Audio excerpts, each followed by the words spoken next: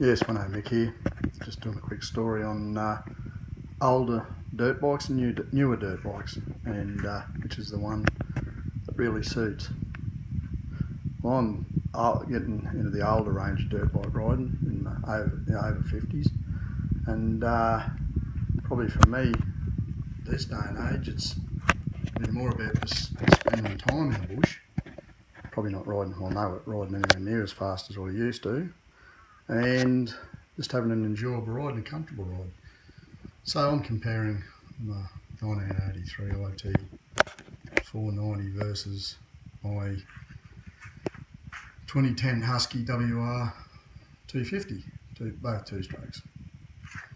The advantages of this bike here is a extremely comfortable seat,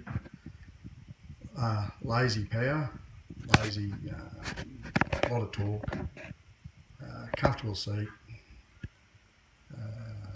easy to maintain, and the advantages of the WR is very crisp engine, extremely good suspension, good brakes, quite easy to get parts for. There's not a real lot against it. But the positives and the negatives. The negatives is extremely hard seat, which you can spend some money and get a better seat, I suppose, and I'm fairly short, so I've had it lowered.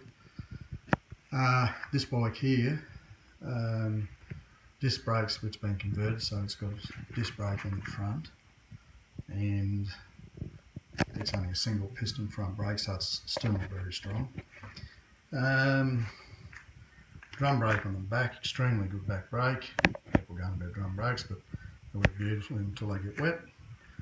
Easy maintenance and hard to get parts for, but the engines are extremely durable, low revving, and don't wear out that quick. In saying that, this bike, I've only ever put piston and rings in this bike.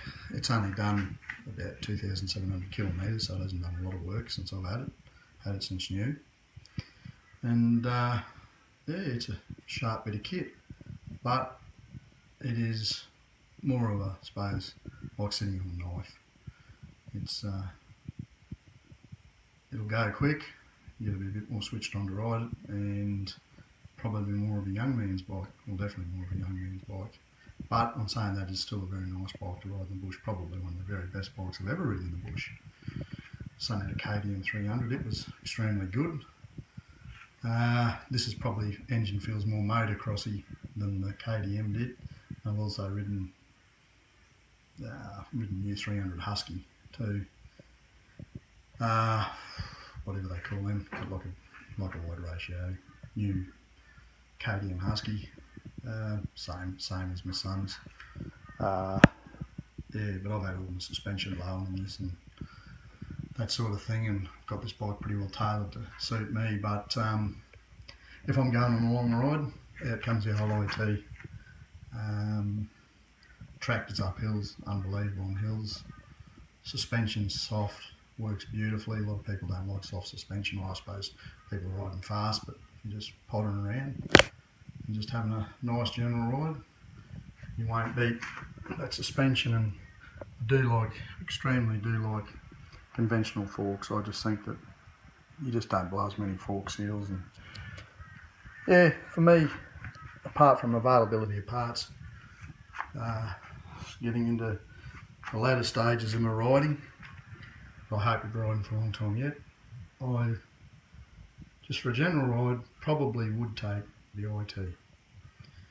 But on saying that, this thing is a lot easier to start. Don't have the compression, the Husky, don't have the compression of the IT, but they're bought up on big ball bikes, so like XT500s, TT500s and RM400s and this thing, and a few bigger bore bikes, and I also had a lot of smaller bikes, so I got pretty used to knowing the right way to start them. But yeah, all in all, I suppose if you can afford to have a couple, it's good to have a couple of bikes. But as far as cherishing owning a bike and really enjoying owning a bike and keeping it, this bike would definitely be keeping. But I really haven't got much more to say about it. Too hot outside, about 35, 36 degrees to be doing in bike riding, so just thought I'd do a short video on my dirt bikes. Swanonic out.